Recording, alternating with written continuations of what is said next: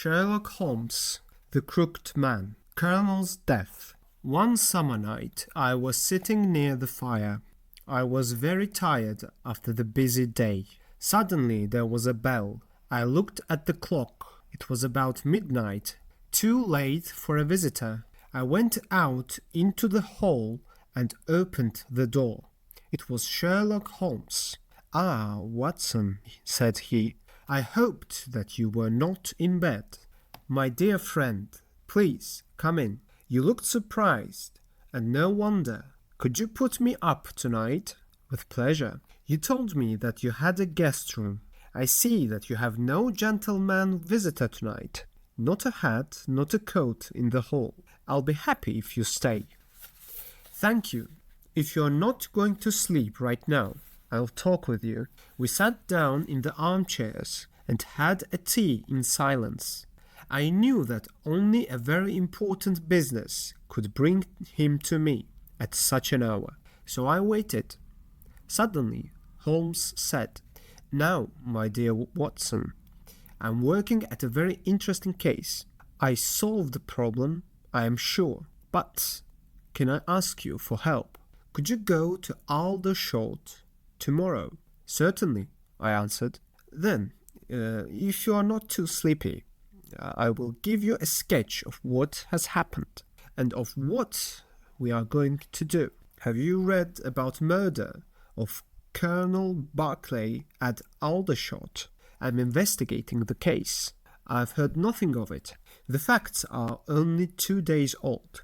James Barclay was a brave and talented commandeer in India. Many years ago, Colonel Barclay married a young and beautiful woman, a Nancy Devoy. They were a happy family. Nobody heard of any misunderstanding between them, but some people say that Colonel loved his wife more than she loved him. But there was absolutely nothing to prepare people for the tragedy. Usually, Colonel Barclay was a kind and pleasant man. Sometimes he became angry and aggressive.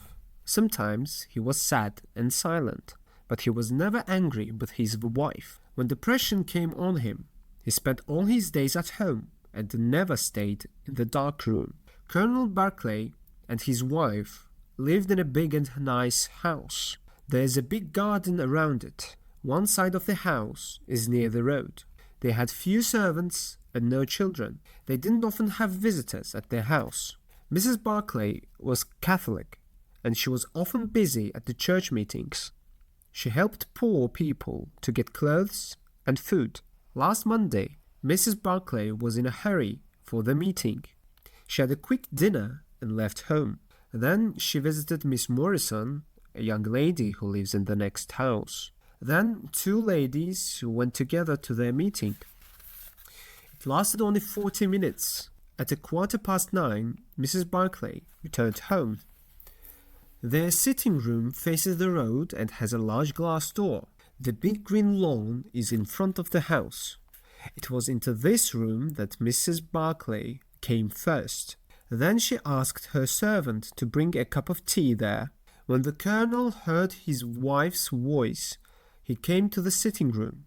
The servant was the last person who saw the Colonel alive. 10 minutes later, the tea was ready, and the servant was on her way to the sitting room. When she came up to the door, she heard the loud and angry voices of the Colonel and his wife. She knocked at the door, but there was no answer.